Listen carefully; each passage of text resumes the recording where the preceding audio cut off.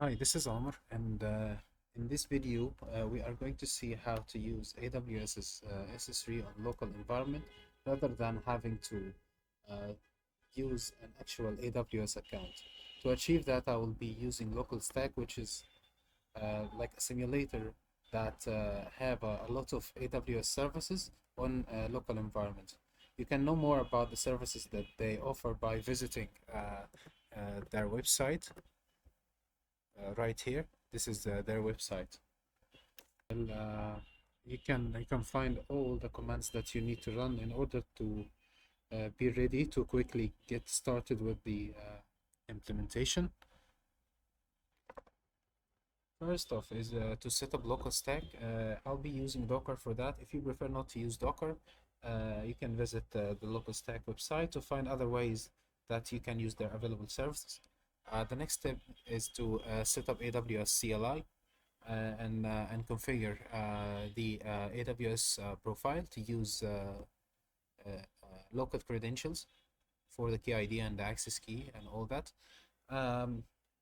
Lastly, we will have to create a bucket that is going to host all of our uploaded files.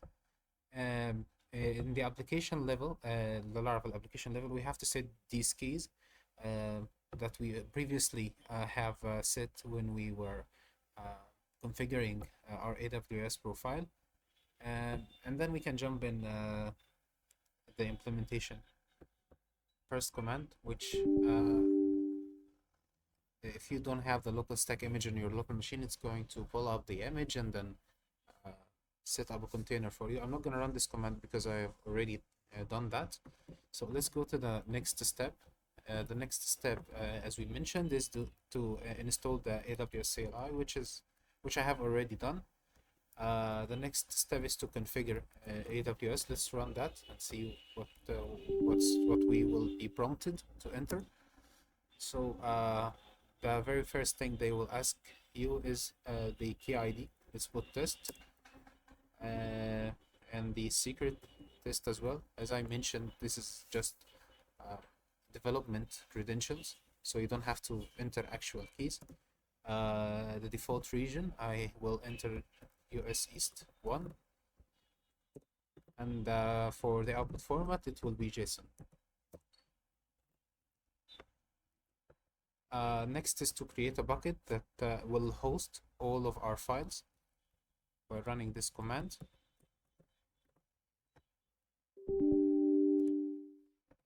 And let's verify that the bucket was created. So let's list all the buckets available in the URL, localhost, and then the port number. This is like the link of local stack, of course, on your local machine.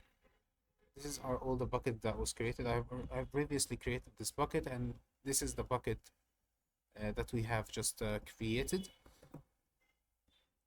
Okay, the next thing is to put these environment variables in your .env file. I've already done that before. And these variables are used in the configs, config as file system. So here they are. I have set the values to use the credentials that we already put in local stack. The application currently have a database table called uploads. Let's take a look at the migration file. So this is the migration file. It will only the table will only have the ID and the URL, and of course the term stamps. Also, it has a view which does two things. It lists the already uploaded file, and when we click on any link of these files, it can download the file for us, and an upload form that we can use to upload the files, of course. And in the routes, you will find two controller functions, one for upload and one for download.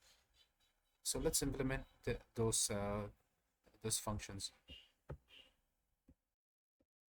But before we do that, let's see how the view looks like. We go to localhost. As you can see here, there is an upload form, and previous files is the files that we already uploaded. I was using a different bucket name, so uh, you can see that there is a file uploaded here. We need to start from the beginning, so let's remove that. Okay, now as you can see, there is nothing here, no previous files, and we will start uploading. Now let's implement the upload and download functions in the backend. Let's start by implementing the upload function.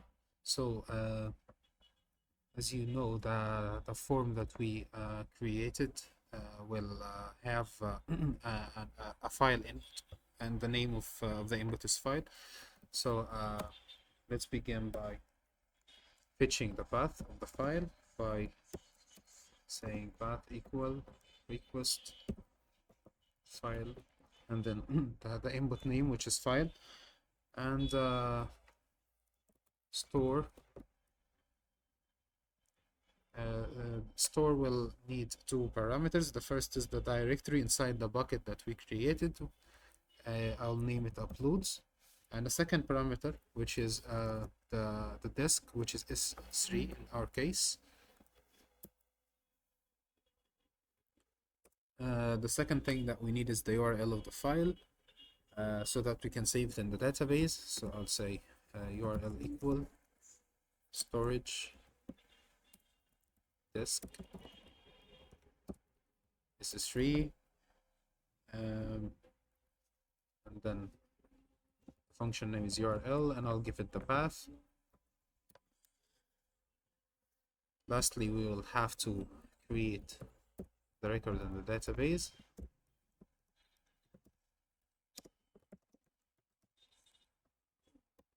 And then we will redirect the user back to the HTML form. So redirect back. This is it for the upload. Let's test if everything is working.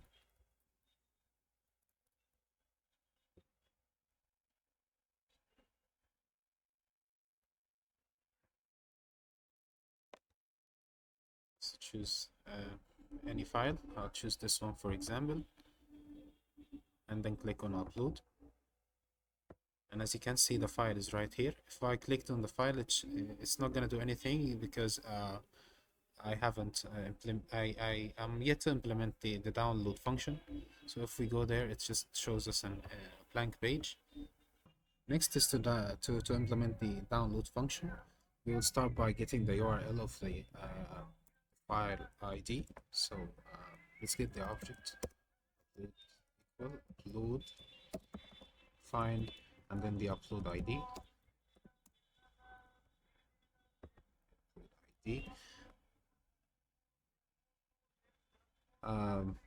As you know, the URL is the full URL of the file. In order to download the file from SS3, we only need the file name, and ideally you will only need to save the file name in your database, not the full URL, because at sometimes you can move the files from your bucket to another one, so you don't have to stick to the same URL all the time. So let's get the file name.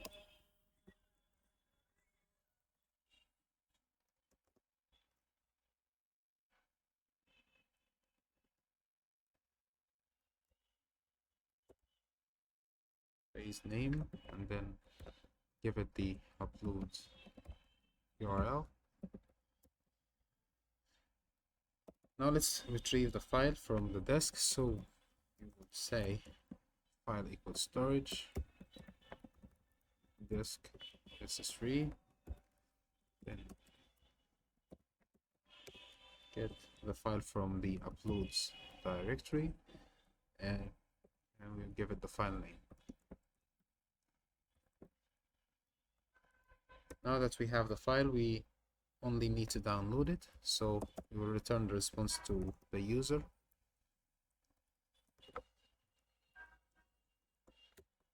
First parameter is the file, second is the status code, which is 200, and we'll give the header content type, which will be application octet stream, and another header, which is content description, content disposition,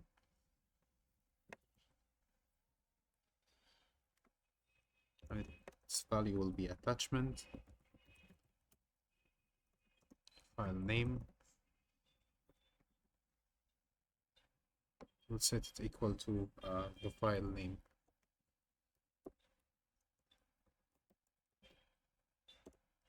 The actual file name.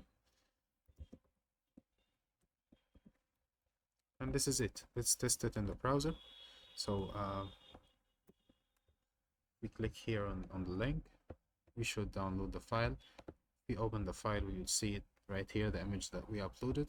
Let's upload another image and see if it's still if it will show up here and that we can download it. So let's choose another file, this yellow one, and then click on upload, and then download the image. And here's the image. Yeah, this is it. I'll leave the link to the repository in the description, and thank you for watching.